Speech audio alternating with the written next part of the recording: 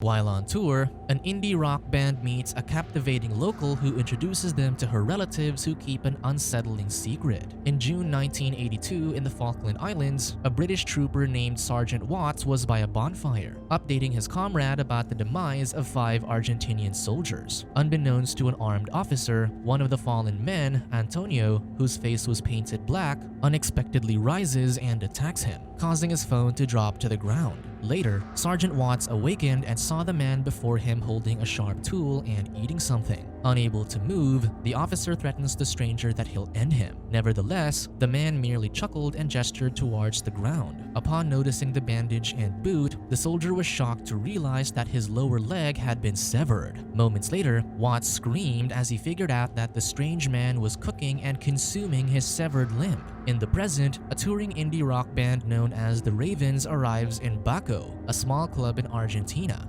However, guitarist Mark and his girlfriend Sophie are disappointed upon seeing the place. Responding to their reactions, the band manager, Javi, acknowledges that it's the only venue he could find in the town. On the other hand, the bassist and vocalist Jane offers a more optimistic perspective, suggesting that it's not as bad as it seems. The drummer, Billy, appears to be chill and excited to play. As the musicians approach the entrance, they notice a group of men barbecuing nearby. Backstage, the manager reviews the photos he's taken of the bassist, whom he secretly admires. As Jane practices her piece, an irritated Mark returns from the restroom, complaining about its filthiness. Javi then reminds the band that they're set to perform in 10 minutes. However, the guitarist voices his frustration about consistently playing in venues with crappy conditions and sound quality. Suddenly, Mark asks about payment, but the manager clarifies that they'll only receive it after the show. Displeased by this, the musician becomes upset and desires to quit, suspecting they may get scammed. Javi attempts to reason with the agitated band member, emphasizing that such situations have occurred only once. When Mark insists on getting paid before they play, Sophie interjects, reassuring her boyfriend that they're not being scammed. Jane then steps into the conversation, suggesting that it's not a significant issue given that they only have 20 people in the audience anyway. Disappointed, Mark asserts that their manager is responsible for bringing people to their show. Javi then explains that he's doing his best, but the musician wants to back out despite his explanation. Soon, Billy enters the room and asks what's happening, prompting the annoyed band member to confess that he's no longer interested in playing.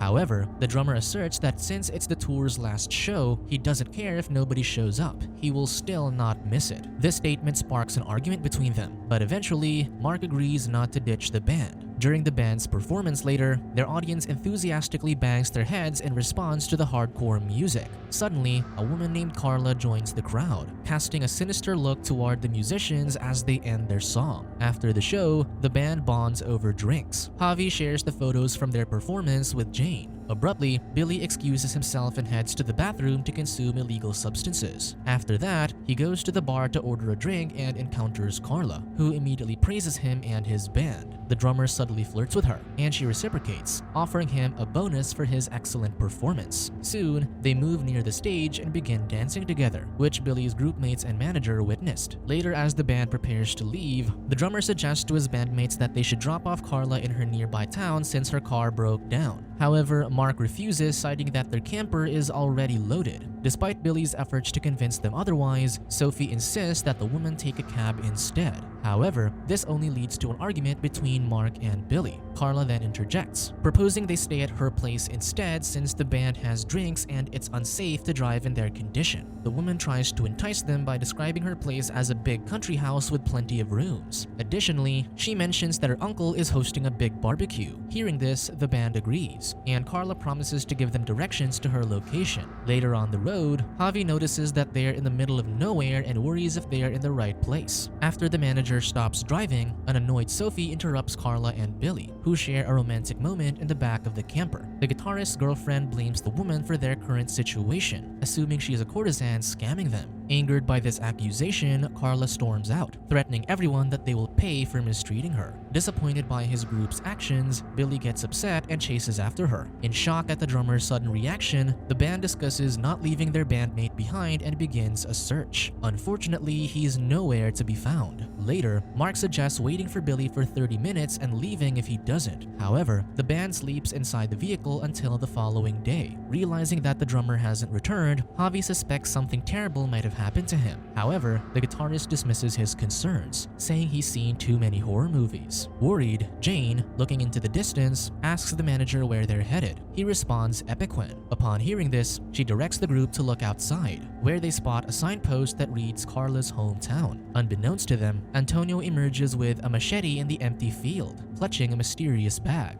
He gazes at the moving vehicle, pointing his weapon at it. Meanwhile, Jane looks outside and notices the ruins. Javi informs her that the place was flooded years ago. Sophie reacts, wondering why Carla lives in such an inhabitable area. Curious, Mark searches for Epiquen on the internet and discovers that the place was once one of Argentina's most important tourist villages. People visited the town because of the healing properties of its thermal waters. However, in 1985, a massive volume of water breached the protective barrier, causing the village to be submerged under 10 meters of salt water, resulting in the town's disappearance. 30 years later, the water receded, revealing Epiquen's ruins and exposing a desolate, deserted landscape. The residents never returned. After hearing the information, Sophie expresses the place gives her the creeps and assumes that Billy might be somewhere else. Soon, Javi parks and the band disembarks from the vehicle to explore the ruins. Jane finds the place surreal, while Mark invites Sophie to swim. Later, the manager invites the vocalist to search for their missing friend. As they explore the ruins, Jane expresses her doubts, admitting she senses something terrible has happened. However, Javi assumes their groupmate's probably somewhere safe with Carla. While walking, Javi asks her if she has a boyfriend, prompting her to reveal that they'd broken up before the tour. Continuing their conversation, the bassist shares her desire to travel and meet more people. Hearing this, the manager proposes that he'll handle her career since she's a great singer and suggests she stay in his apartment.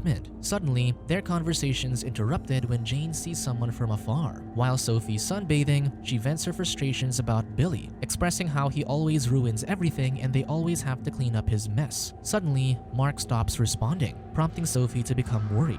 Unexpectedly, the guitarist jumps out in front of her, surprising her. Startled, the woman instinctively hits him, but he quickly reassures her that he's just pranking her. Unbeknownst to them, a man with a sharp weapon is nearby, watching them. Concurrently, Jane and Javi approach the middle-aged man, Chimango, oddly holding a wrench. He stands in front of his vehicle with a ram's head on the hood. The manager speaks to him in Spanish and informs him that they're looking for their missing friend. The bassist then interrupts their discussion, whispering to Javi that the man uses Billy's handkerchief. Realizing this, the manager asks the stranger about their friend's whereabouts. The man chuckles and points behind them. Suddenly, Carla arrives, holding a dagger. She tells them that they'll regret what they did. Upon hearing this, Jane yells at the woman, asking what she'd done to their friend. Javi then interjects and explains that they did nothing to her, convincing her to let them go. However, wearing the ram's head, Chimango walks closer behind the manager and surprises him by chokeholding him. Realizing they're in danger, Javi immediately tells Jane to run before he loses consciousness. Meanwhile, Sophie and Mark are passionately kissing when the phone suddenly rings. The guitarist excuses himself to take the call, assuming it must be Javi. However, when he picks up the call, Antonio, who's wearing an animal's head, appears behind him and knocks him down with a sharp weapon.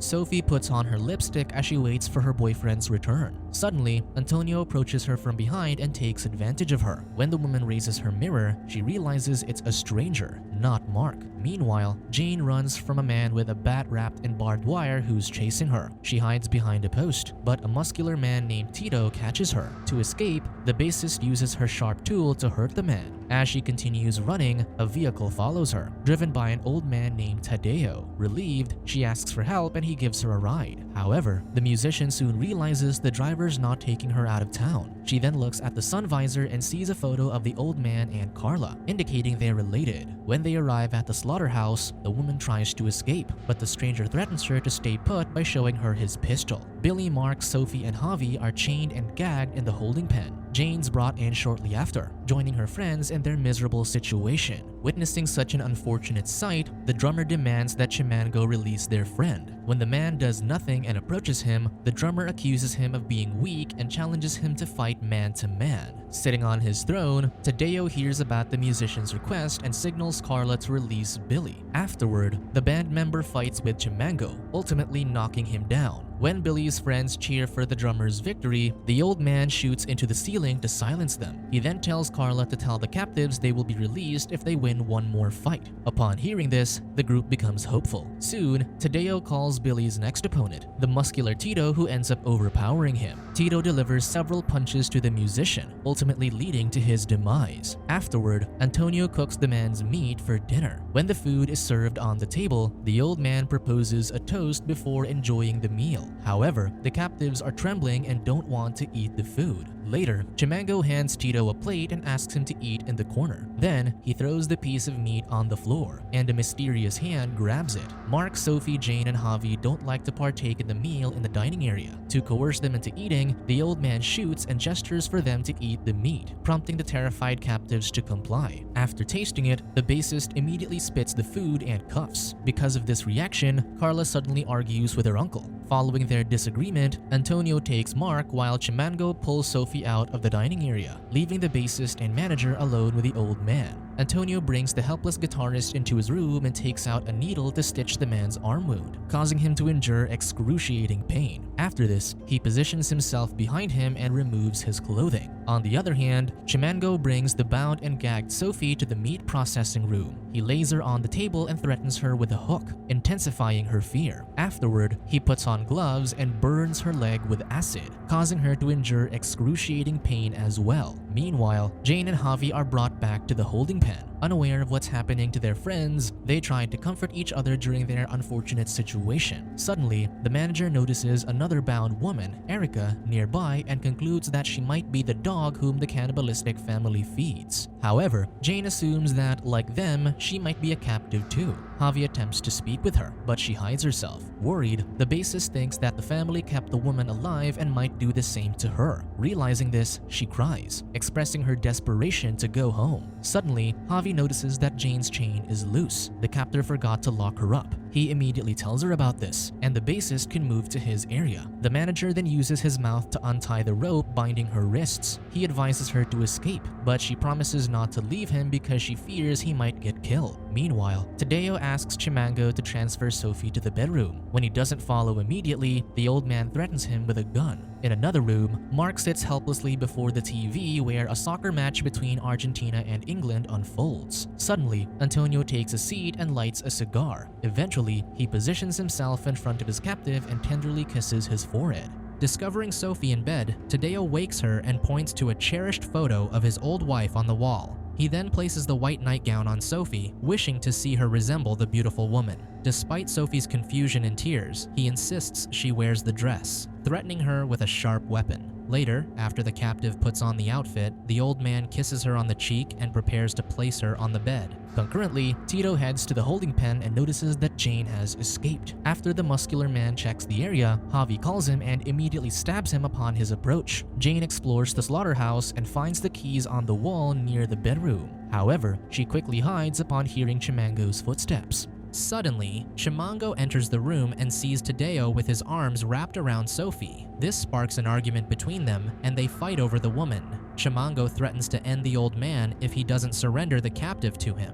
However, this only provokes Tadeo to slash Sophie's throat, leading to her demise. Meanwhile, the bassist emerges from her hiding spot to get the keys. However, she only sees Sophie now lifeless inside the bedroom, prompting her to close her mouth in shock. Hearing Carla arrive, she hides again. Later, Carla enters the room and argues with Tadeo, who strikes her. In response, Chimango intervenes and stops the old man, who then stabs him. Witnessing this, the woman breaks down in tears, prompting her uncle to point a gun at her, throw her onto the bed, and take advantage of her. At that point, Jane swiftly grabs the keys and runs. She helps Javi break free. However, just as they're about to embrace, Antonio suddenly shoots the bassist. Meanwhile, in the bedroom, Chimango awakens and surprises Tadeo from behind, strangling him to his demise. In the holding pen, Antonio attempts to strangle Javi, but Mark rushes in to rescue him, sparking a fight between them. However, the former soldier overpowers Mark and stabs him in the chest. In a desperate move, the guitarist grabs a rock nearby and smashes it on Antonio's head before taking his last breath, ultimately ending his enemy's life. Meanwhile, while, Javi notices that Jane's still breathing. Aware that she may not last much longer, the bassist urges him to help Erica, the other captive, escape.